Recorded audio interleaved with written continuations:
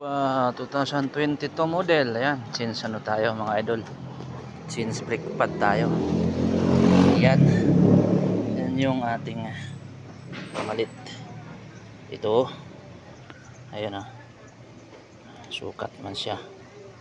Aha, saka ito lang ang gagawin nyo dito mga idol ha, sa ano, tulunggalin nyo lang pag ganyan. Halimbawa, ayan, sa ano to sa driver side to. Ayan mga lods, yung pihit natin dito ng tornilyo, tatanggalin nyo lang yung dito sa ilalim, yung sa baba mga idol, dito yan. Ayan, ito lang yung aalisin nyo, yung tornilyo dyan sa ilalim. Wala na may ibang tornilyo dyan mga idol kasi tatlo naman to ditong nakalagay, yung sa taas, sa ito sa gitna, hindi to kailangan alisin, tapos saka yung ito sa ilalim. Ang pihit niyan mga idol, pag nakaharap ka sa kanya, pababa yan mga lods, ang pihit ng ano, ng ating tapos pag natanggal na yan, siyempre taas na natin yan. Ayan, taas na natin siya pag ganon, taas na natin siya pag ganon. Tapos kung mayroon kayong alambre, may alambre kayong ganyan, sabit nyo lang muna pag ganon. Di ba? Easy lang tapos alisin nyo na yung brake pad. Ayan, itong sa likod kasi sa kabila alis na ito, yan tapos kung anong itsura yung pagkalagay niya nung siya sa dati mga idol, ganun din yung gagawin nyo. Babalik nyo lang siya. Halimbawa ito, ayan, dito sa ilalim, kuha ka na isa dito, ilalagay nyo rin dito siya sa kabila. Kaya ngayon lang siya kasimple. Ayan, kasi ito yung sa likod sa ilalim, kasi mayroon siyang pag may bakal siya dito mga idol, ayan, ito doon yan sa likod, kasi may bakal dito, ito kasi tumutulak sa preno ito ayan, diba? Kuha loads, bago nyo ilapat yan, liha-liha muna kung para malis yung gaspang masyado.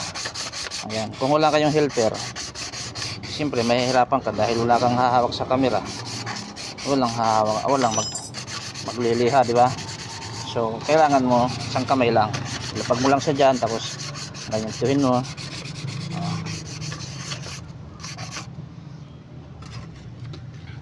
Ganun na siya kasimple. Mabilis lang naman loads, ito lang. Tapos ito na. Tapos ito, salpak mo na lang din yan dyan, madali lang gawin to. Pagka magpalit kayo ng brake pad sa Innova, salpak mo na lang.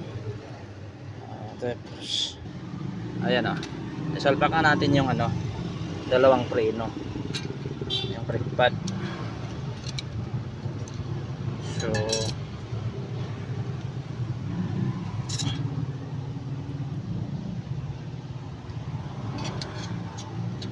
ayan,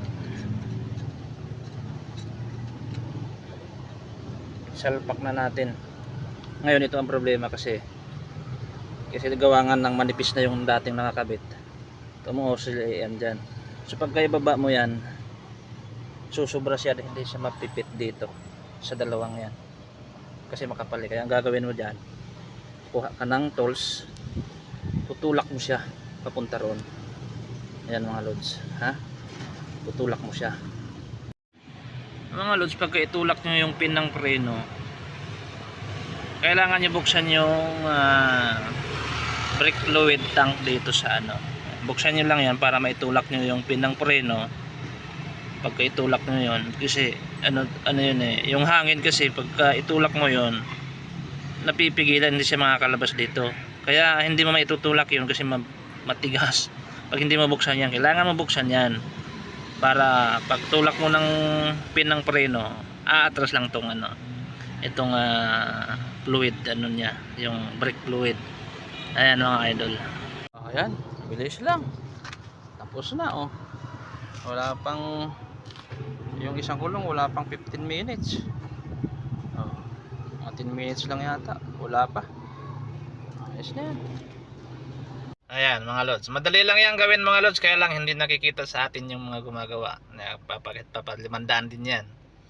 So kaya lang, pag hindi ka praktisado, pagpawisan ka talaga. Kasi ako pinawisan ako sa magit katawan ko. Kasi ang hirap no, ano, wala lang kasi sa video yung itinulak ko yung ano, yung kumbaga pin ng preno. Yun, ang tigas no, hindi naman tago kompleto ng gamit. Kaya napagod talaga ako mga lods. Kaya di ako bumiyahe. Kaya pag gagawin nyo, madali lang naman gawin yan. Basta yun lang ang gawin nyo. Pagka yung pagtanggal sa pagbalik, kung ano, paano nyo tinanggal, ganun din ibalik. Kaya yan,